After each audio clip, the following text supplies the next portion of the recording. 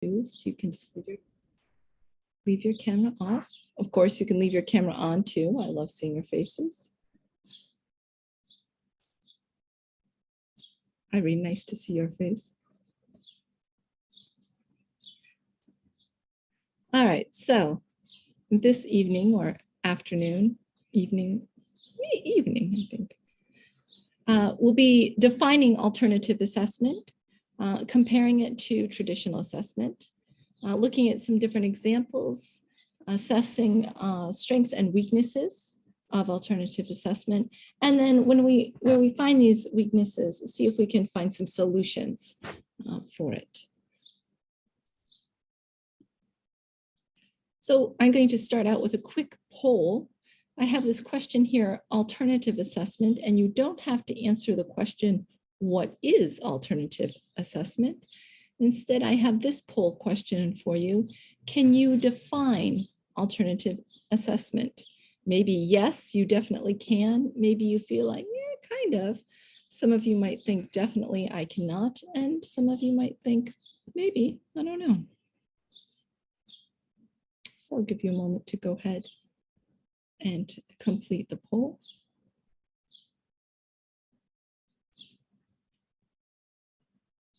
Oh, and there aren't that many of you here yet. It says 4 out of 4 of you have answered, which is 100. Oh, I see. 4 of you. Never mind. I misunderstood. 4 out of 11 of you have responded so far. Now 5 of you. So I'll give it about 30 more seconds, give you a chance to respond. And don't worry, I cannot see who answers what. So don't be embarrassed if you feel like you don't know. This is just for me to kind of gauge the audience, a kind of formative assessment, so I can decide how deeply to get into it. Hi, Odelia, nice to see you here. All the way, I think, from Oman.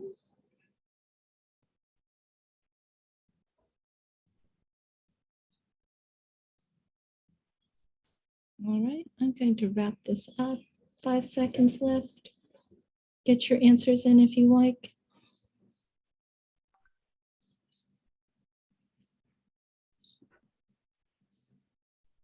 I'm going to end this poll,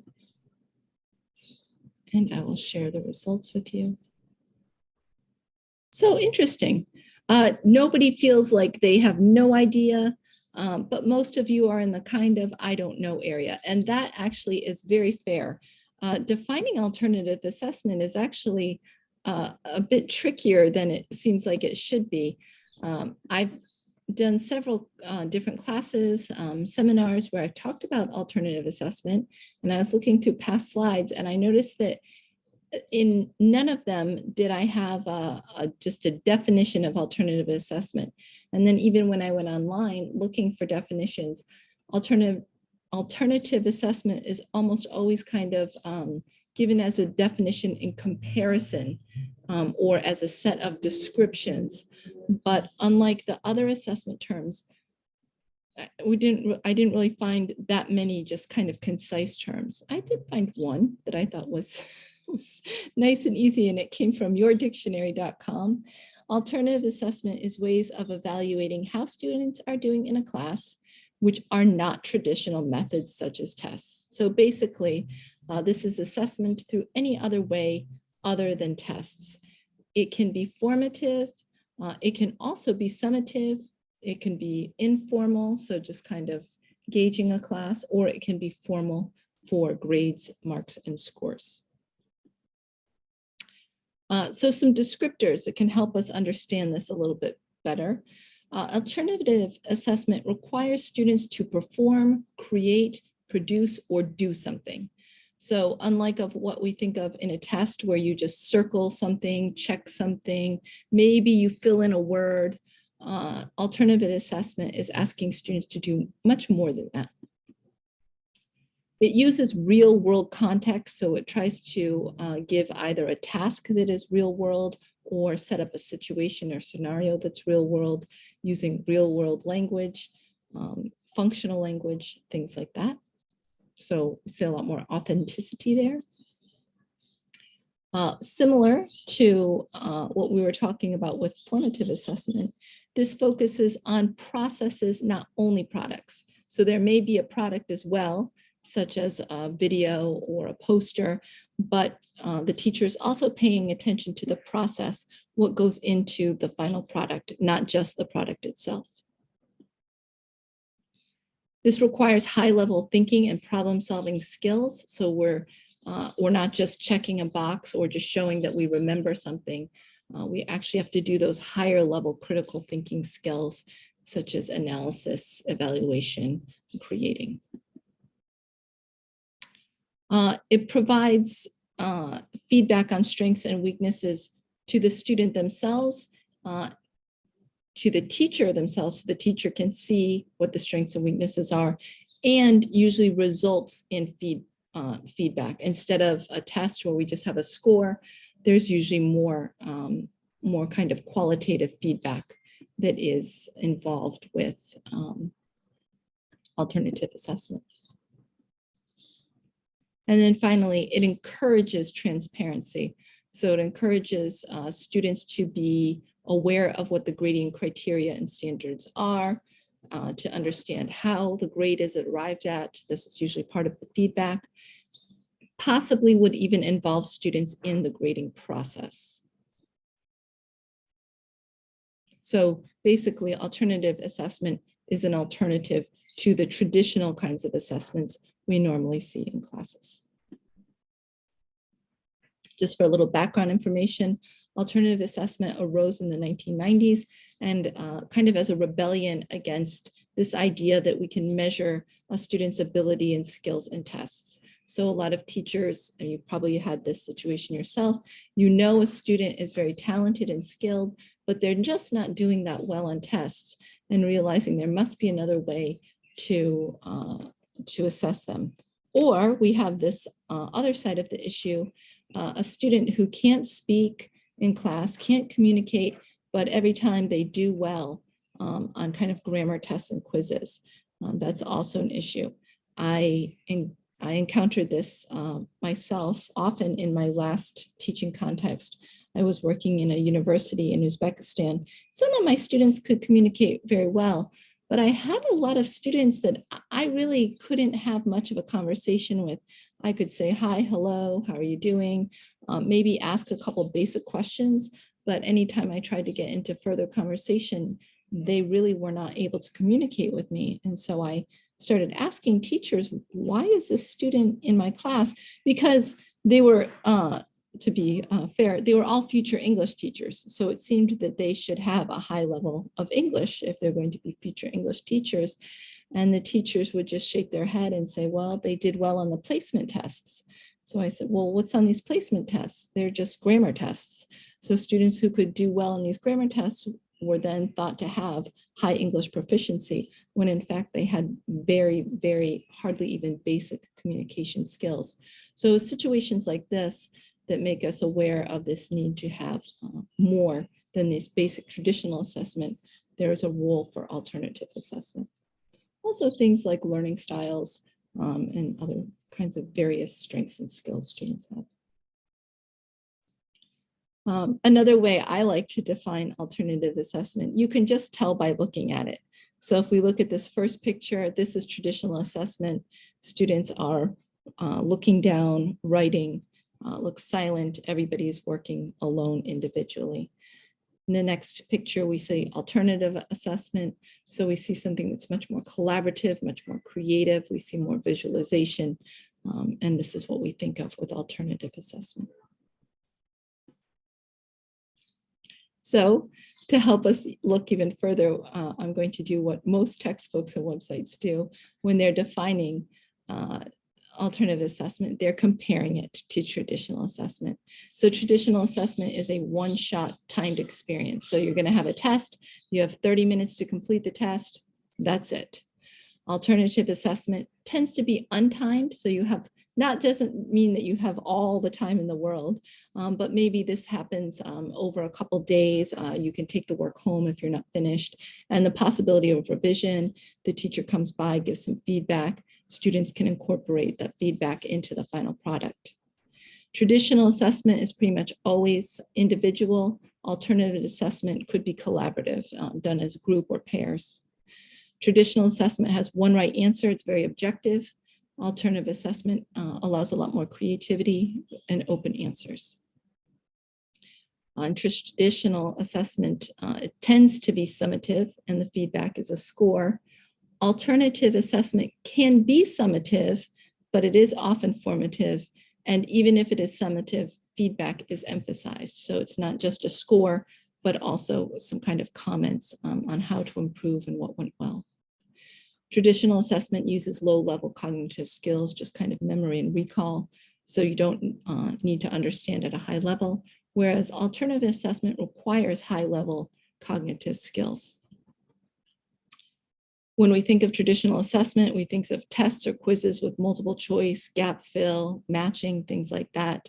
But alternative assessment is often things like projects, some kind of a performance, such as a role play or portfolio.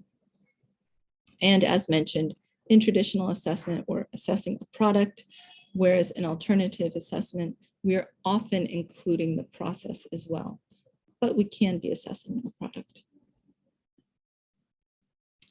All right, so I'm going to turn this over to you all.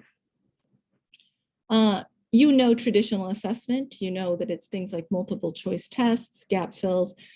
Think of the tests that you took in school and maybe that you give now. And I would like you, let's start with the strengths first. What are the strengths of a traditional assessment? You can put your answers in the chat box, or you can raise your hand and tell us what you think the strengths are of traditional assessment, because certainly it does have strengths. There's a reason why we still have it. Go ahead, Josiah. Hi, everyone. I think looking at both assessments, they have their strengths and their weaknesses, or rather disadvantages. Looking at traditional assessments, the strengths are they make students or learners concentrate and read wide because they are expecting to be assessed. If you leave you leave somebody without a test.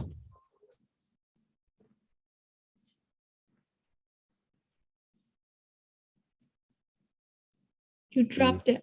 You dropped out. You said if you leave somebody without a test. Okay, they will not work hard as compared to if they know they are going to be tested. One of the weaknesses, I'll just mention one, is that the students tend to focus more on knowledge rather than skills. So they know if I read and cover this, I'll be able to pass the exam. There are many, but I think I just mentioned those, that one, both sides. Thank you. Thank you. Excellent. In the chat, Nancy, yes, a strength definitely for these traditional tests is that they are easy to score. Very good. So we have that high practicality. Very good. Easy to score individual student performance, which is very important. Very good. So I'm going to write easy to score, highly practical, or high practicality. Great. Good. Christine says it gives feedback about learning. In fact, it does. Yes, we can't say that it doesn't give any feedback. It definitely gives feedback. And then I'm going to add this word quick. It gives us quick feedback about learning because as we said, the scoring is easy, and Esther is agreeing with that and saying grading is easy. Quick feedback about learning. Good. Any other strengths of traditional assessment? Go ahead, Josiah. Something else to add?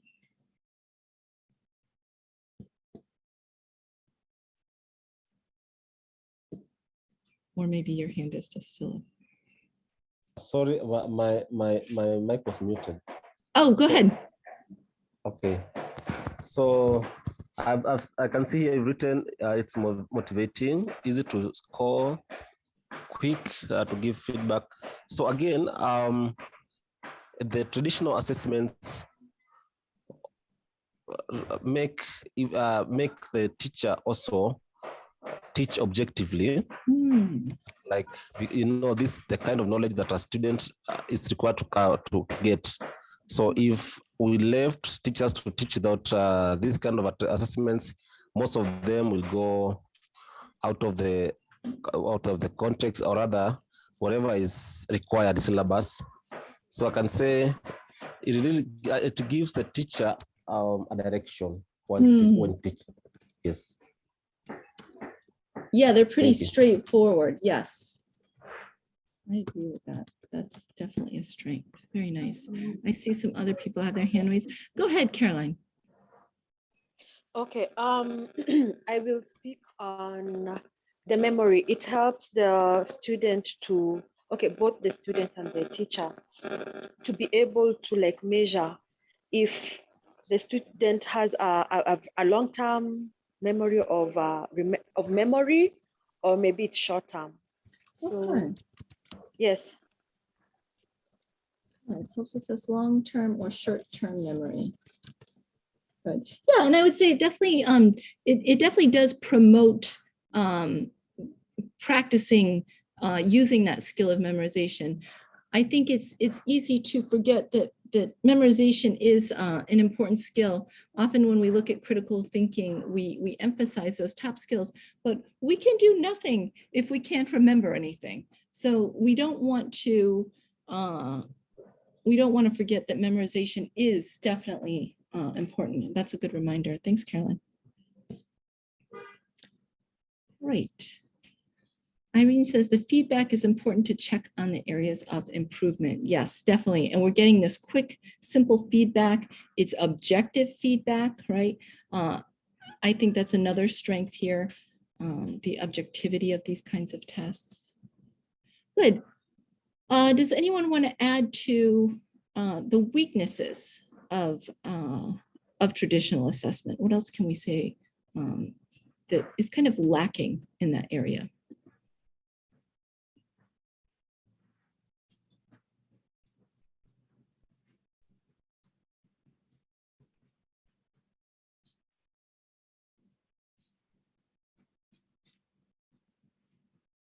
See, no, I don't see a hand up. I do see a hand up. Nancy, go ahead.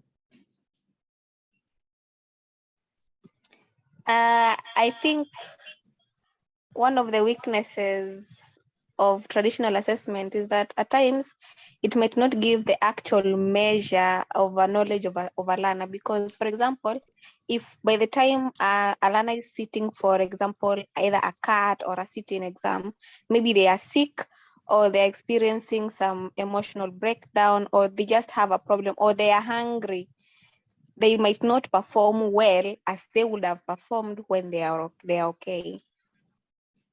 That's a great point. So I think that speaks to the reliability, because traditional assessment is a one-shot deal.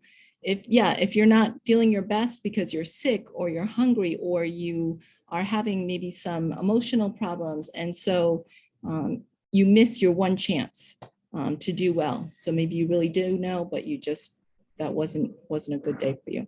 Great point. Margot says it can give learners a second chance when they have an opportunity to retake this exam. Yes, so if you do allow retaking an exam, that is important. And some would even call that alternative assessment, because it's a chance, it's no longer a one-shot deal. Now it's kind of a process where they can retake. Jane says there's no transfer of knowledge to real life. That is an excellent point, Jane. You're absolutely right. I'm going to just copy what you said. No transfer of knowledge to real life. When we think of these traditional assessments, they're kind of isolated questions, grammar questions, things about grammar rules, or other kinds of knowledge that is not contextualized at all. Do you know the fact? Do you know the answer? Yes or no? Very good. We've got agreement on these things. Let's see here. It may not cover every detail of the covered work. Yeah, it's very difficult to assess everything through these tests. And it doesn't assess all skills, right? We talked about a multiple choice test can measure some kinds of knowledge, but it really can't measure your ability to communicate. It can't measure your, it can't measure your ability to speak. And so, yes, it can't assess everything.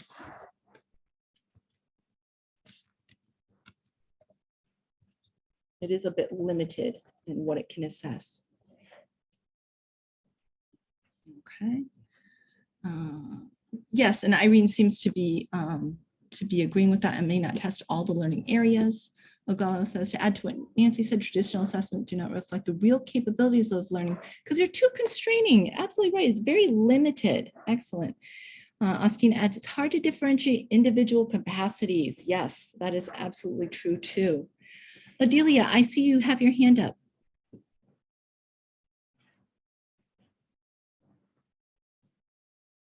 Go ahead and share with us.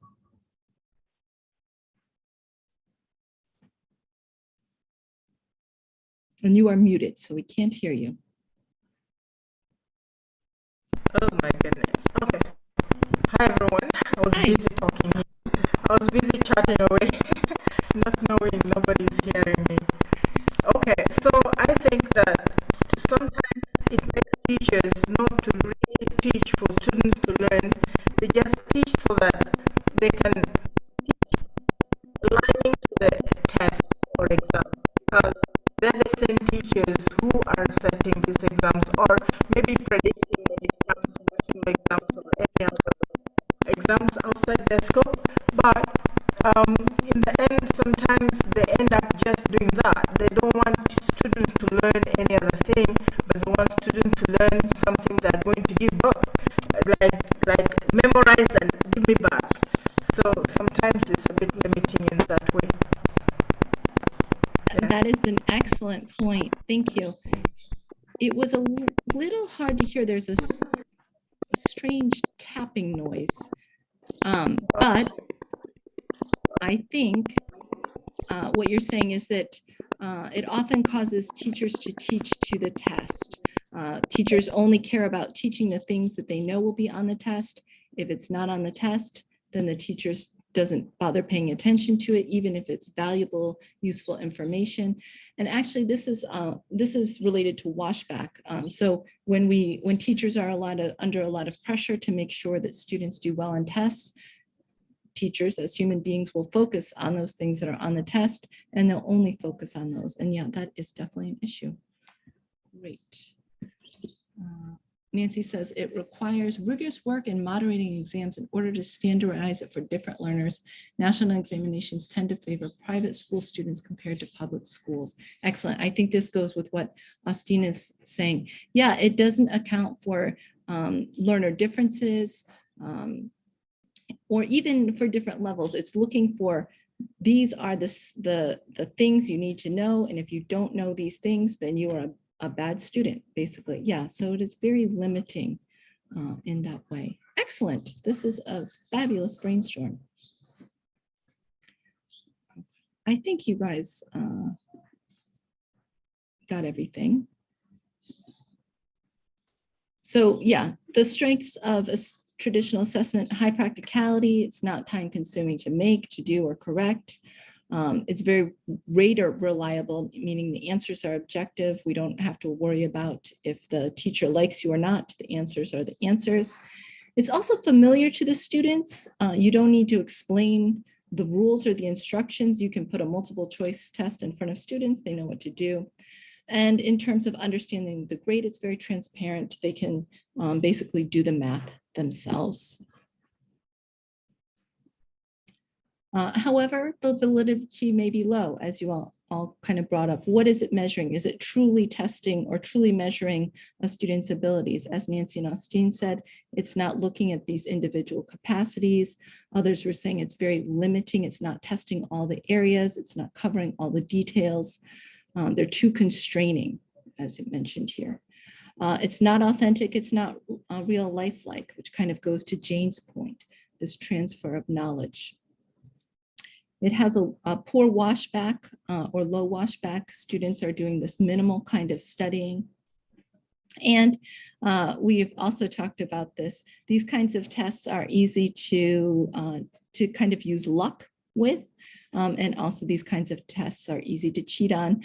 Also, these traditional tests, often teachers use the same one year after year.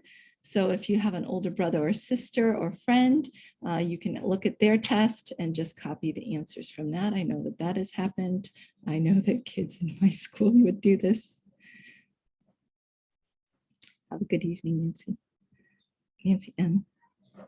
All right, so good. I think you have all shown that you clearly understand what we're dealing with here. Traditional assessments do have some strengths, but they also are lacking in a lot of areas. So I have a little activity for you. On the left-hand side, there is a vocabulary project here. This is actually something that I did in one of my classes. The vocabulary was all associated with marketing. So for this project, to practice vocabulary and persuasive speech, students will give a sales talk to the class. Students can sell a specific product, or they can persuade others to invest in a business. They must speak for 1 to 2 minutes and use at least 8 vocabulary words from the unit. They have a choice. They can speak live in front of the class, or if they're uncomfortable, they can make a video advertisement and show it in the class. It's okay to use notes, but they shouldn't just read. And good. And they will be graded on meaning, grammar, pronunciation, and vocabulary, and the overall quality. This is 10% of the grade. So I'm going to put you into breakout rooms. We already have one answer for number 1, and I would agree with that. But maybe some of you will disagree. So you're going to discuss with your group if this is traditional or alternative assessment and why. What are the strengths of this assessment? But it's not perfect. There are weaknesses as well. And if you were going to use this yourself, is there anything, what would you change about this assessment? Would you add to it? Would you modify some aspect of it? What would make it better for you and your context? This photo of the vocabulary project is in the WhatsApp groups, but I'll also have this slide available for you to look at in your breakout rooms. I'm going to give you about 5 minutes in your breakout rooms. I have 5 groups, so there'll be about 4 people in each room. So you can go ahead and click on join room, and you will see some others in there, and you can discuss, and I will share this slide to the breakout rooms as well. And I'll see you in 5 minutes. Feel free to call me to your room if you are confused or need help. You're answering these 4 questions about this assignment.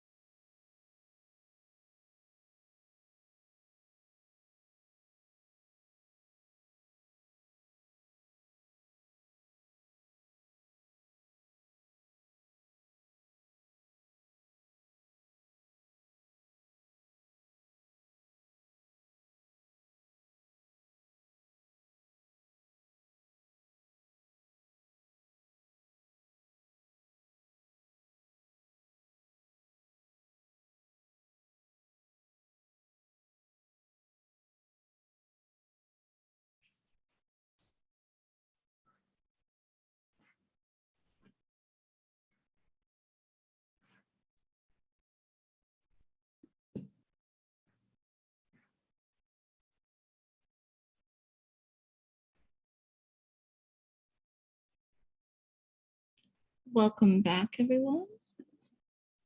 Looks like everyone is coming back to the main room.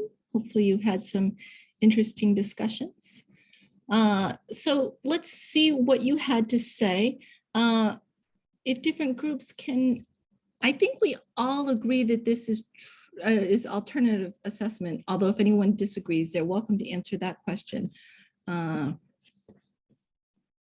And we'll go and see what you all think. Josiah, I saw your hand shoot up, although now it's gone. Are you ready to share for your group? Okay, yes, I'm not disagreeing. I agree it is traditional. No, sorry, it's alternative. Sorry, alternative. Because it is testing the skills.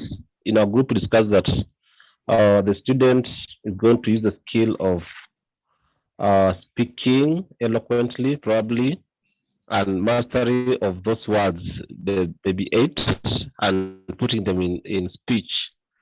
So the teacher will be testing how fluent the student will speak. So this is a skill. Good. Yeah, I think that.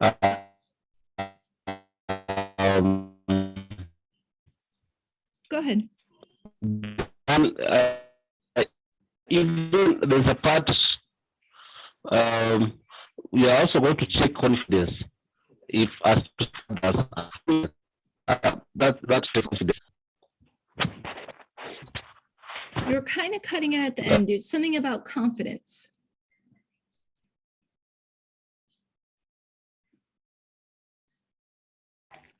Sorry, I lost you. It was hard to catch what you said at the end. My net was unstable. So I'm saying, yes, can I go on? Go ahead.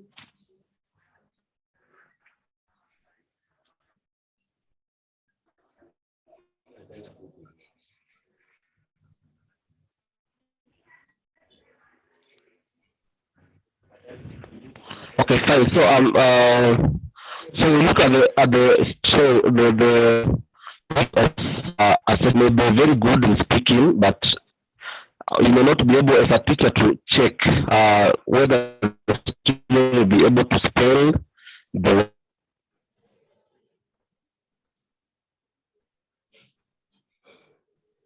I don't know what you said at the end there.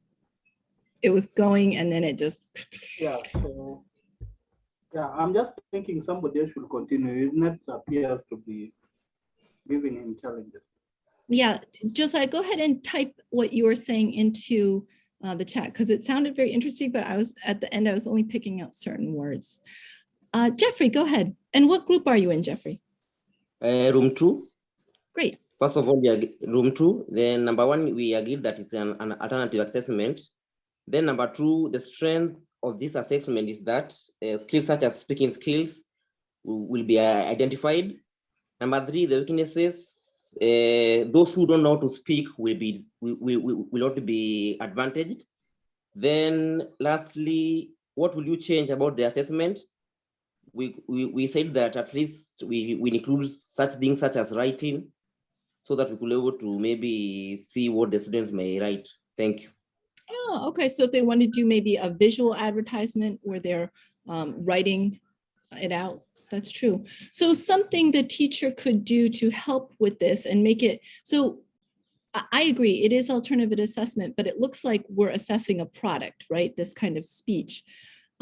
So the teacher might have the students write out what they're going to say first, and they might give a grade for that too. That way they can assess the writing.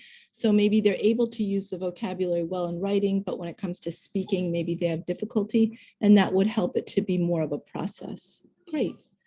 Irene, go ahead. Okay, I'm in Josiah, I was in Josiah group. Oh. So I'm chipping into, I think he was not able to get along and communicate to the end. So we agreed that it is an alternative assessment. And maybe what Hello, can you hear me? Yes, loud and clear. Keep going. Yes, yes, we Okay. can hear you.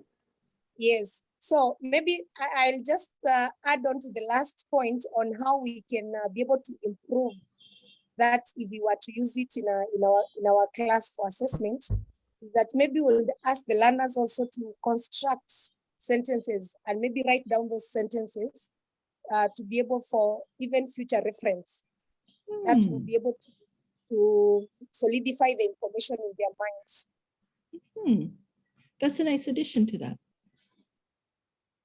Thank you for chipping in and helping explain that. That's very helpful. Okay, yes. Thanks very much, Irene. Good, let's hear from another group.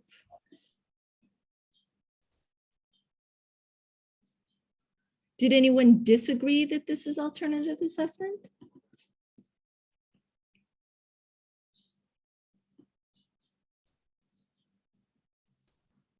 I think we can probably all agree that it is. Josiah, I see your hand is up. Are your network issues solved? If they are. Yeah, sorry, I had network issues, but I have been following. I think I've done a good work to represent us. So that's what we had. Probably you to make it more, okay, I can add on what she has said. You can make the students arrange words correctly to make it more practical. Like, in a sentence structure, there's a way you start with the arrangement of nouns, adjectives, verbs, and so forth. So you can be telling the students that you're going to check when they're speaking whether they are going to have that correct arrangement as part of the test. Thank you. I'm sorry for the thank you. Good. Yeah, I like that. The kind of specifically letting students know what you'll be looking for instead of kind of this just, I'm checking grammar. Well, what exactly are you checking? That's very helpful. A lot more transparency there. Good. Any groups want to add anything to this, or have the other two groups said everything that your group said? I'm sure there's something a little different out there.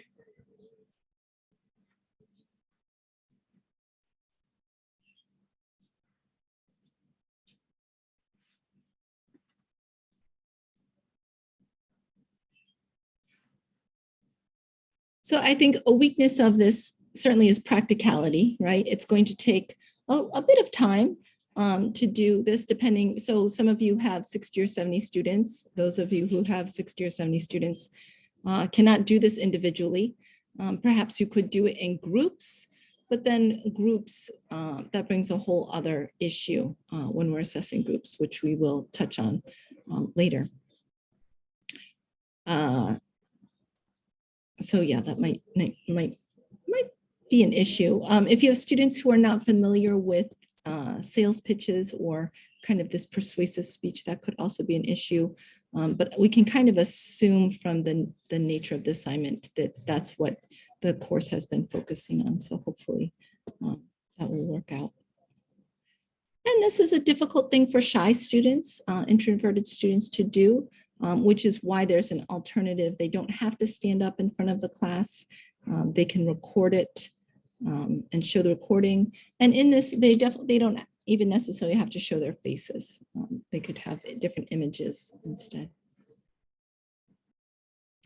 When I did this, I found that it went well. And in addition to doing this, students were given kind of play money, and then they were told that they should invest their play money in whichever products they thought were most convincing or interesting. And so that kind of added a fun element and gave additional feedback to the students as well, because they could see if they were successful or not in their speaking. All right, so some other examples of alternative assessment. We have projects, and projects can be anything. Create and you can pretty much put anything in that blank. For example, students can create posters, drawings, advertisements, solutions, plans, role plays, videos, stories, poems, songs, presentations, wraps whatever it is that they're interested in, and that can be what is assessed. Portfolios are very common and considered alternative assessment. You could assess a discussion about something or a class debate. Journaling is something that was used commonly with my English teachers when I was in school. The teacher would give us different topics to write in our journals about, and then the teacher would collect them maybe once a week or so, look through, make some comments, and give a grade for that. Just kind of the level of thought that went into our journals. Instead of, for like a reading comprehension, instead of having students just answer some questions, asking them to summarize, which is a real life task, that actually I found that students both in L1 and L2 are really terrible at. It's a very important skill, but they really struggle with it. So that is a challenging but valuable form of alternative assessment. Peer and self-assessment also fall under this area, where you may have peers contributing to the grades or self-assessment contributing to the grade, which is interesting. Oftentimes we think if we let students grade themselves that they'll just give themselves good grades, but they're often very critical of themselves. Thank you, Felicitas. And then we also have open book tests. I don't know if that's something that you do here. It wasn't something that I was able to do in high school, but once I got to university, this became much more common. In an open book test, students are allowed to use their books or notes to answer the questions on the test, and they tend to be long answer or essay tests. And that way the focus isn't so much on memorizing, but in showing that students understand how different things go together. So for example, if I were taking a history test, for example, I took a course in Russian history. So maybe the teacher would ask a question like, what factors contributed to the Russian Revolution? So instead of me just giving a series of dates and who did what, I would be able to look at my notes, but then I would have to take this information and show how these different elements work together to result. And so would be a better example that shows my understanding instead of just my ability to memorize. So I'm curious, in Kenya, those of you who are teachers, or you can also talk from your experience as a student, have you tried any of these? And if so, what did you think? How did it go? And if you haven't tried any of these, are there any of these that you would be interested in trying and why? You can answer in the chat, or of course you can raise your hand and talk to us. I'm curious to see what you think.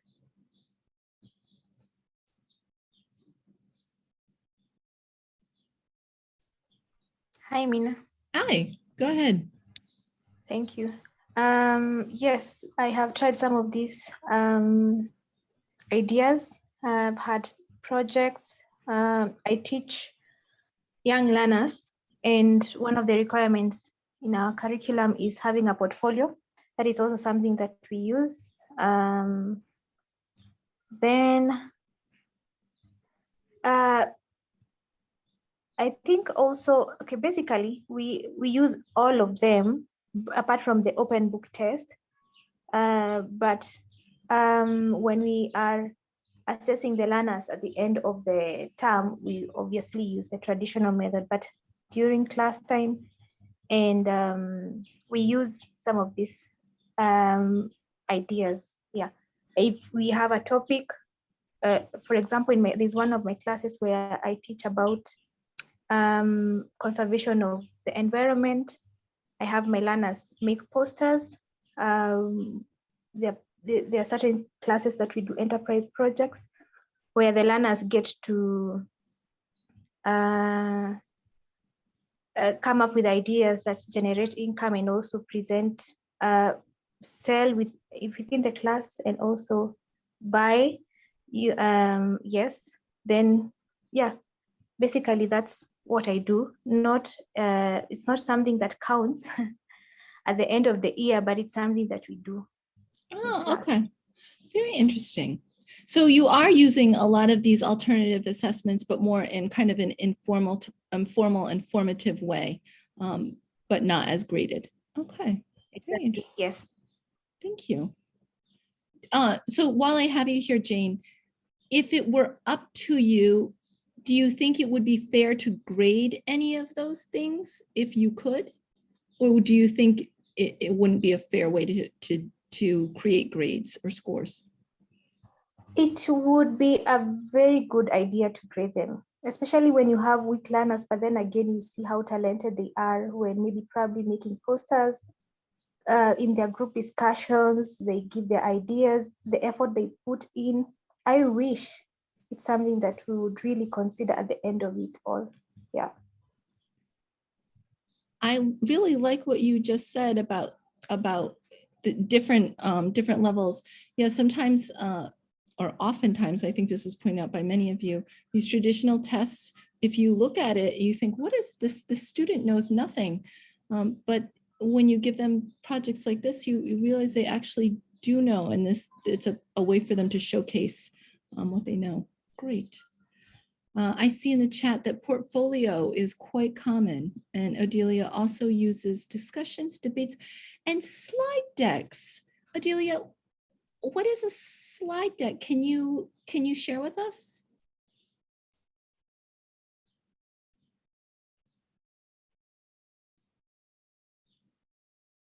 Well, you use open book tests in literature. That's good, instead of having to memorize all of this literature. Good. Debates, Josiah, yes. I think debates are great for assessment. In secondary school in Kenya, I have found peer assessment very useful in assisting each other realize their abilities and shortcomings. Excellent. Learners enjoy assessing their peers, and it also pumps seriousness in learners as they wouldn't want to be seen to be poor by their peers. Yes, the judgment of peers is very powerful and heavy, and as long as it's being applied fairly, it can be a very valuable tool. Students definitely are motivated by it. And it also, when you're assessing others, you're practicing your own analyzing skills. Okay, slide decks are PowerPoint presentations, gotcha. Yeah, I think that's a nice way to show your knowledge, good. Rabina uses discussions and summarizing, very good. Curious, those things that all of you just mentioned, are you in a similar situation as Jane where you do these things, but they don't count for grades? Or are you able to use some of these as parts of their grade? I'm curious. It might depend on your schools and different situations.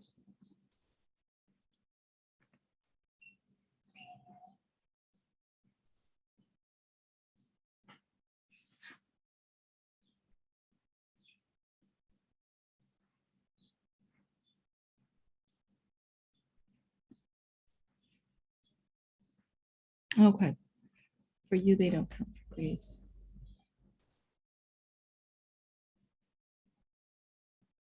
Oh, good. Oh, good. Josiah, it turns out you were using alternative assessment, and it's something that students are very active in. That's great. Excellent. Yeah, I think you know, obviously teachers aren't always able to make these decisions about grades too. The administration and government tend to be the ones, and they tend to rely on these traditional tests. This is true not just here in Kenya, but in other countries as well. Again, going back to Uzbekistan, when I was working in the university, I was told that I could do grading any way I wanted to, and then it was up to me. So I created I thought some really nice alternative assessments. I put the grades into the grade book, but then I found out later that even though those grades went in the grade book, they really didn't matter. Those grades only mattered because if they reached a certain level, then the students could take the final exam, and whatever grade they got on the final exam is the grade that went in their documents. So really my alternative assessments didn't matter. And what mattered was the final traditional assessment, but I didn't realize that till the end. Thanks, Adelia. Jane, go ahead.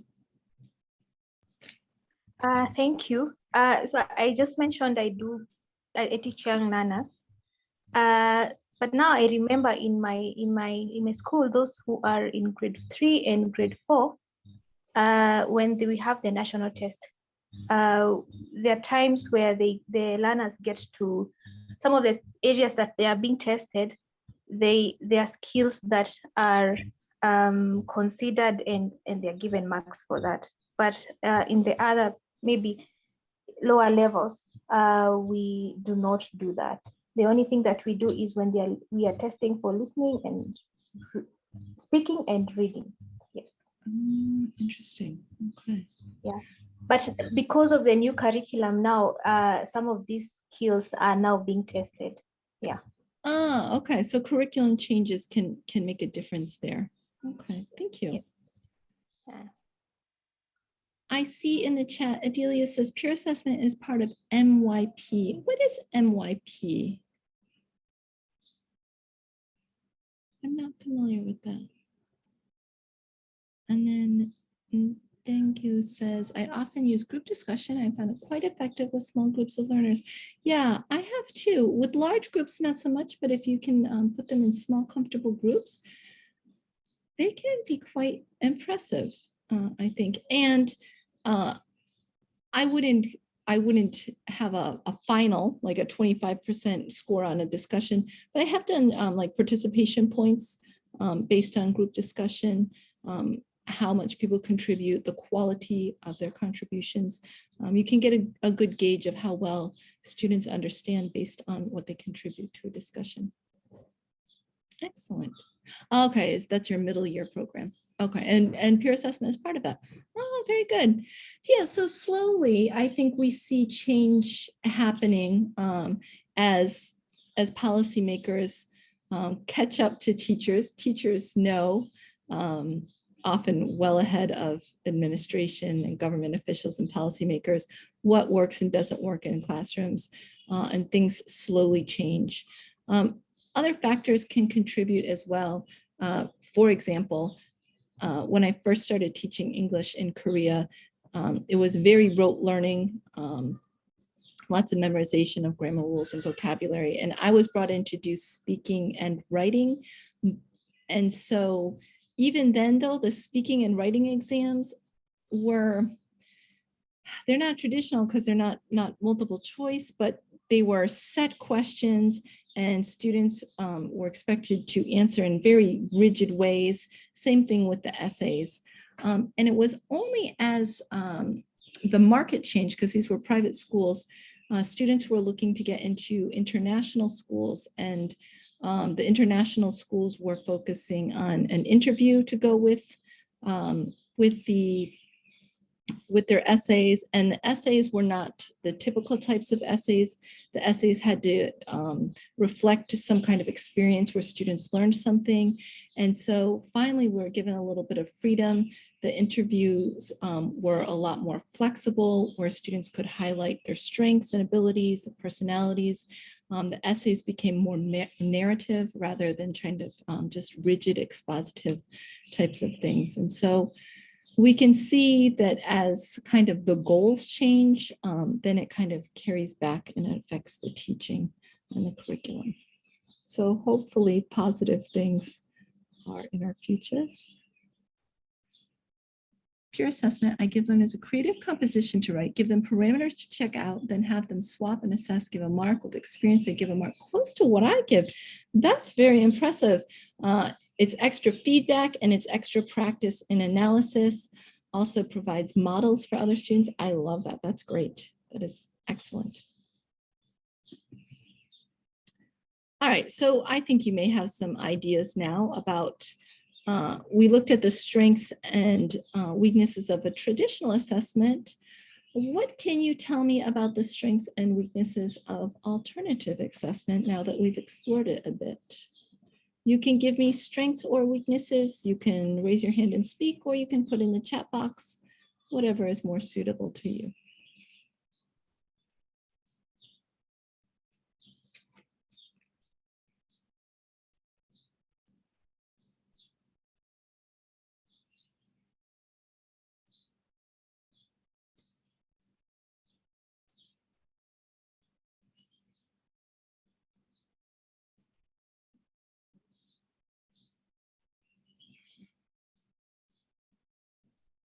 Go ahead, Josiah. Hi, we're looking at the strengths of alternative assessment. I would say the first strength is that it doesn't put too much pressure on the students, so they work uh, under the given time and under very low pressure. Unlike the other one, where students are given tasks and they have to perform, and the target may be 100%. So here, in terms of skills, I think in terms of skills, the student will express himself or maybe standing still using hands, so without a lot of pressure. Thank you. Can I touch on a weakness? What was that last thing? I say, can I talk about the part of the weaknesses? Yeah, go ahead. Okay, one of the weaknesses is that the student will not be objective while performing a task. Okay, not as objective. Let me not say objective. Not as objective as when it's waiting for traditional assessment. Let's say an exam whereby you have questions to check spelling, to check or rather the structure of the sentence and so forth. But here I tell a student to just speak, may be reluctant, he may not read or do go an extra mile. Thank you. Yeah, I want to go back to what you first said, because I think that's really important. Is definitely one of the strengths of alternative assessment is there's a lot less pressure on students. Some people work really well under pressure, but a lot of people don't. And so alternative assessment is kind of creating a more natural situation for assessment. And so in that way, we're getting a more accurate picture of what students' abilities are. I think that's a great point. Weakness, they don't often count for grades, which isn't a weakness of alternative assessment. That's a weakness of administration and policy. But you're absolutely right. It's a shame to kind of waste this opportunity. Yes, Jane, it is not so practical. These kinds of assessments, they take time to do. They can even take time to create, kind of setting up the situation, and they definitely take time to grade as well. Yes, and Odelia's agreeing with this by saying it could be time consuming if not managed well. Yeah, it does require a lot of organization and management. You really need to think clearly about what you're doing. As I have experienced, where I thought I had thought about it, and then yes, chaos. Yeah, it may not be practical where one has many learners. That is absolutely true, and something that we cannot disagree with. You're absolutely right, Rabina. Strength, Adelia says, promotes collaborative and differentiated learning. Yes, absolutely. Collaboration is very important for 21st century skills, teamwork, and being able to differentiate learning. People have different strengths, they have different abilities, and even though everybody might be in one class, they're not always the same level. It's lots of work for the teachers. Unfortunately, this is absolutely true. An advantage tests on a variety of concepts, thus giving more meaningful results. I like how that is worded. Motivating, yes. Something that was mentioned, that traditional assessment is motivating because students, right, they work hard for their grades. Alternative assessment, even if it's not graded, can be motivating in another way, more intrinsically motivating, because they can apply their own kind of skills, strengths, interests to it. And absolutely, Jane, alternative assessment is far more learner-centered. It allows learners to choose their strengths, often to choose kind of how to share their abilities. Absolutely true. Excellent. I missed something. Yeah, it can be an inaccurate reflection of learners' progress, especially if it's done as group work. As we know, in a group, you can have a very weak student who gets by through the help of others.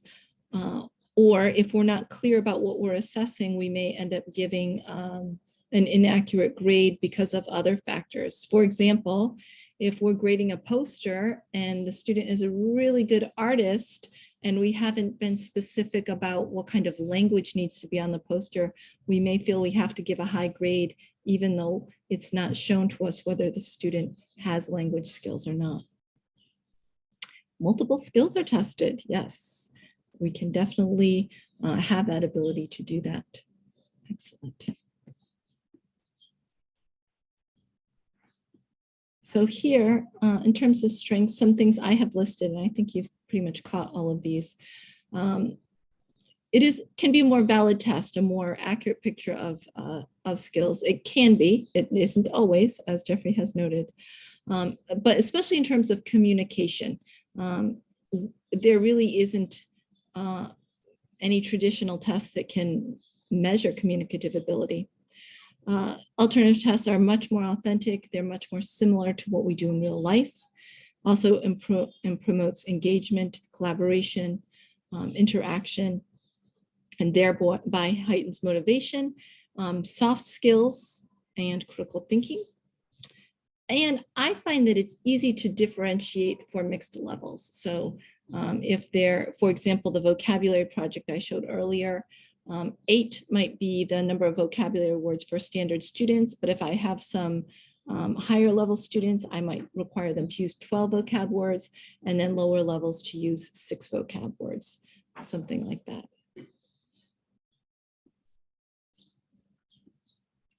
Of course, they're not perfect. This was mentioned by many of you. The practicality is very low. They're very time consuming to do and to grade. The reliability can be low. The answers are subjective. So it's easy to really be impressed by students that you like and easy to be critical by those that you don't like. Easier to be affected by your own mood or tiredness as a teacher. It can be difficult to explain the grading system. It's very clear on a multiple choice test why your grade is your grade. But I have had issues where students came in with a project that didn't get the grade they thought it did. And they would say, I worked really hard on this. And maybe they did work hard on that, but for various reasons, I wasn't happy with the performance of it. And so making sure that we can explain that to students can be challenging. And finally, it may not appear valid to parents, administration, and students.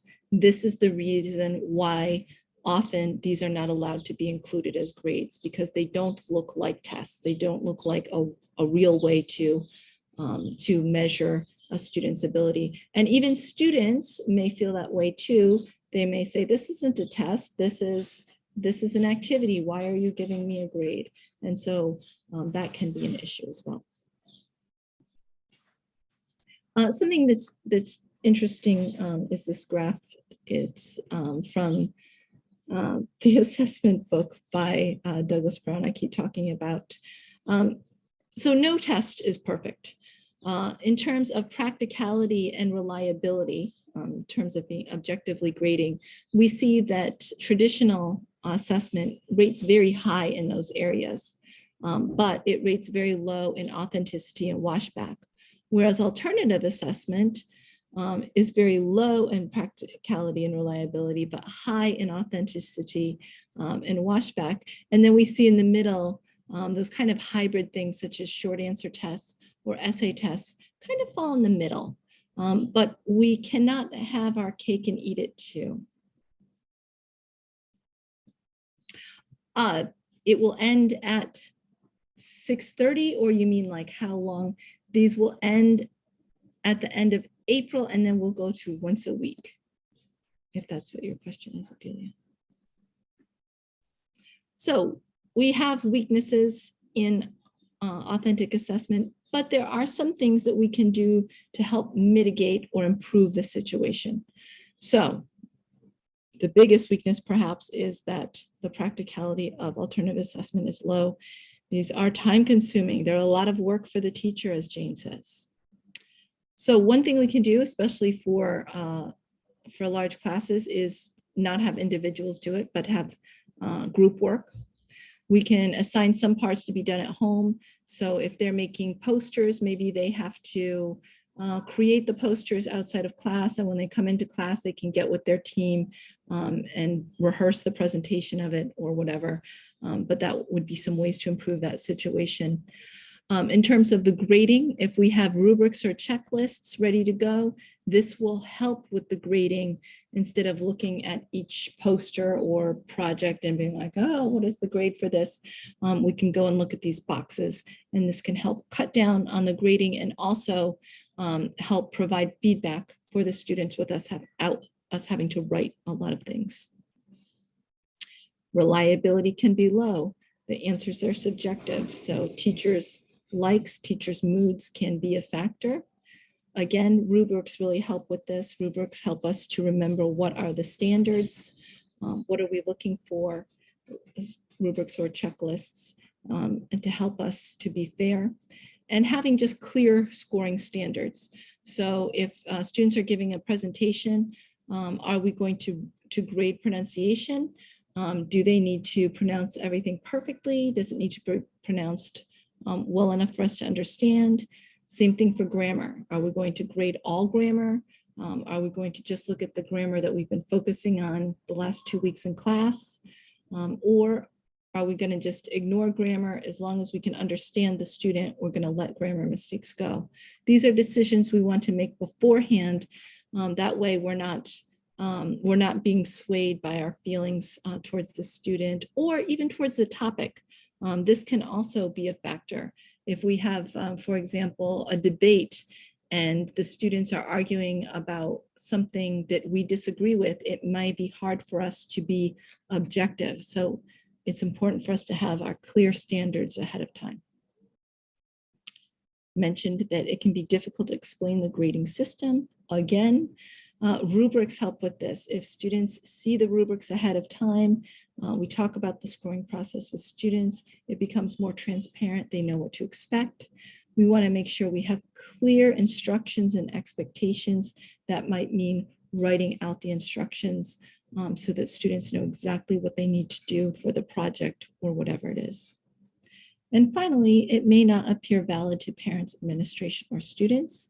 This is why it's very important that we have clear objectives. So if your students, your whole class is creating a role play together and the principal comes in and says, this is not a test, why are you grading students? Why are they doing this? And you don't, oh, because it's fun and communicative. No, you want to have clear objectives. Students are doing this so I can assess their vocabulary in this area.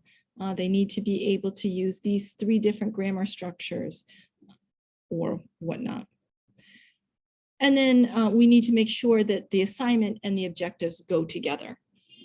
So for example, in the vocabulary project I had earlier, vocabulary was the focus. It was on vocabulary from a certain unit in the book, certain number of vocabulary words they had to use. We want to make sure that this is very clear to ourselves and also to our students. And I speak from experience, having blundered my way through some things. Just a note on grading group work, this can be tricky.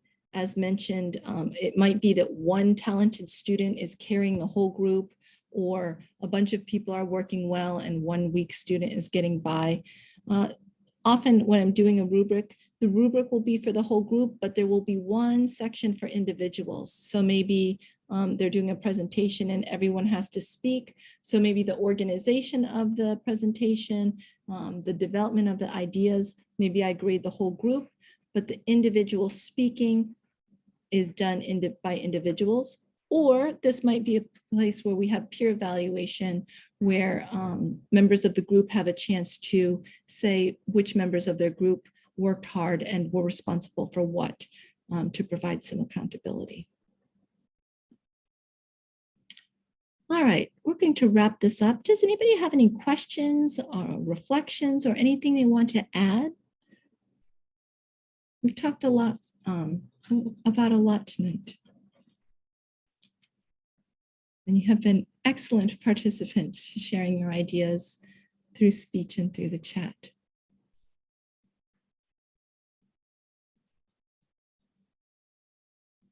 While you are thinking, I will remind you that we will, what's today? Today's Thursday. So I'll be seeing you next Tuesday. And I think a natural next topic would be creating and using rubrics. You'll notice that in the last slide, looking for ways to deal with some of the weaknesses of alternative assessment, rubrics came up again and again as one of the main ways that we can provide transparency, we can cut down the grading time, we can ensure reliability in the grading. So I appreciate your participation in being here. I hope you have a good weekend. And I think Austin has some messages to share with us. So I'll turn it over to Austin.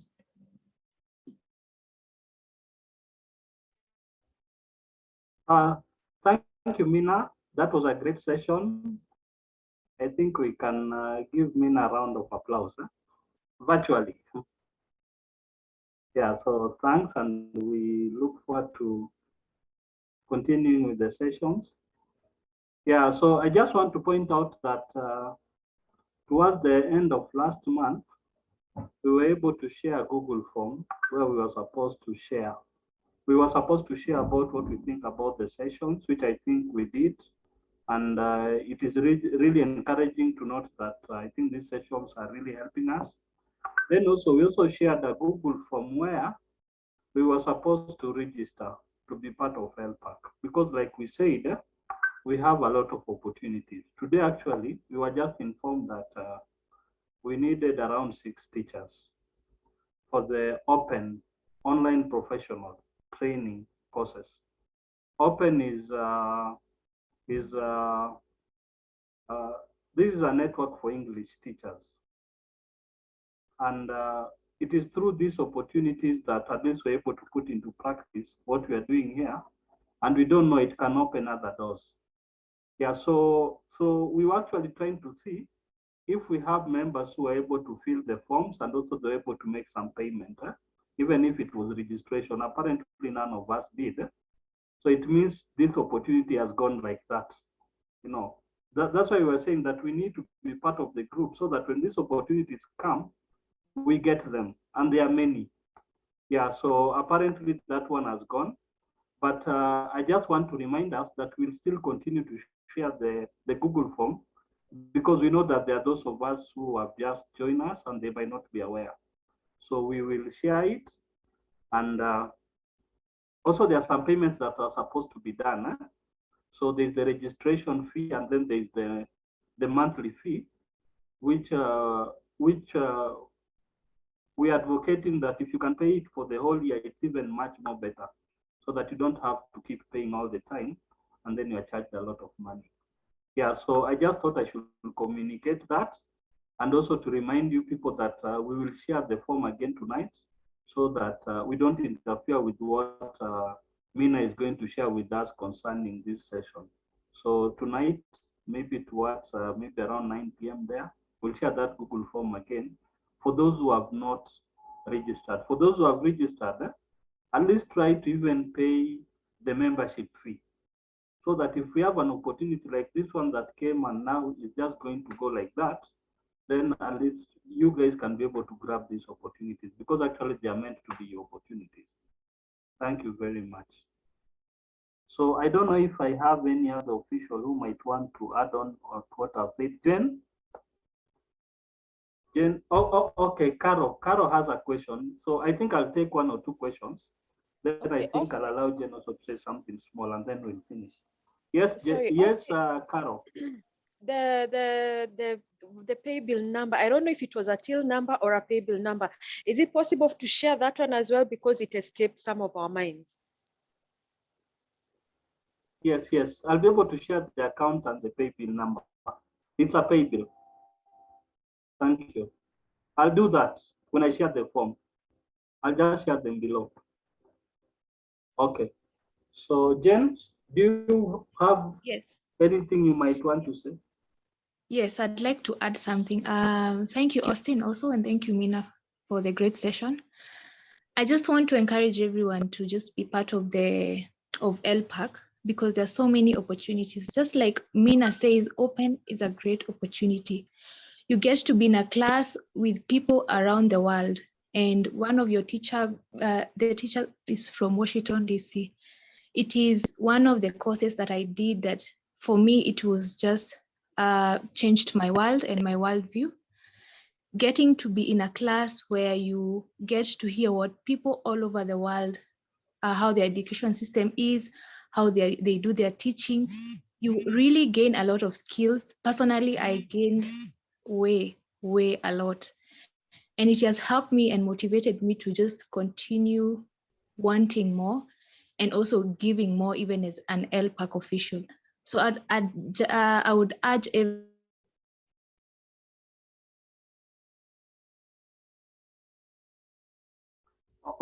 Okay, Jen has been thrown out, but I see people are asking me.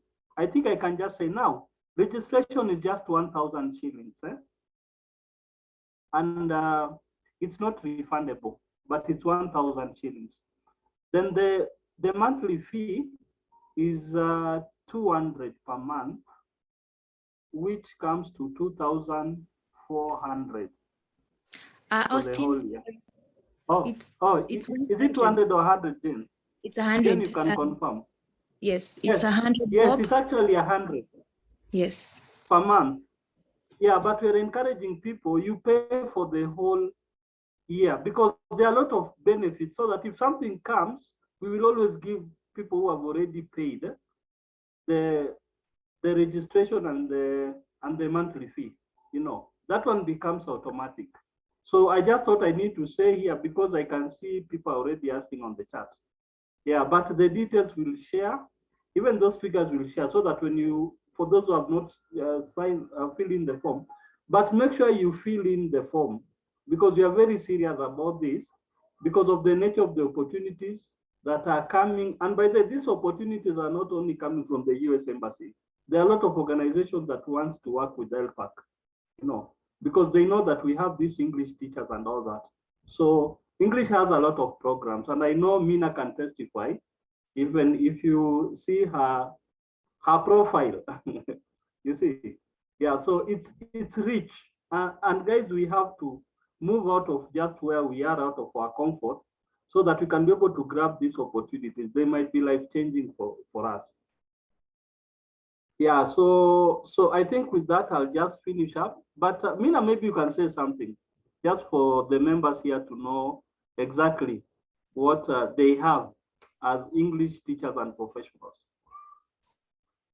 I can say from the embassy's point of view and Department of State, the area of English education is something that the US is very willing to contribute to. And so that's why there are opportunities coming from the embassy. And as you said, there are opportunities coming from other places too, which I don't know anything about. But for example, Open is everything Jane mentioned, and it also looks great on a CV or resume to say that you are part of that. It's a professional online course. And unlike some of the MOOCs, you do have an actual teacher that you will interact with. It's a really great program. And then also being accepted into something like that makes you part of the embassy's alumni group. And then more opportunity comes that way as well. Yeah. Now, I think Mina has mentioned something, and I think I can also now be able, because I'm actually a beneficiary of that. I'm an alumni exchange. And to become an alumni exchange means that you do well in these courses.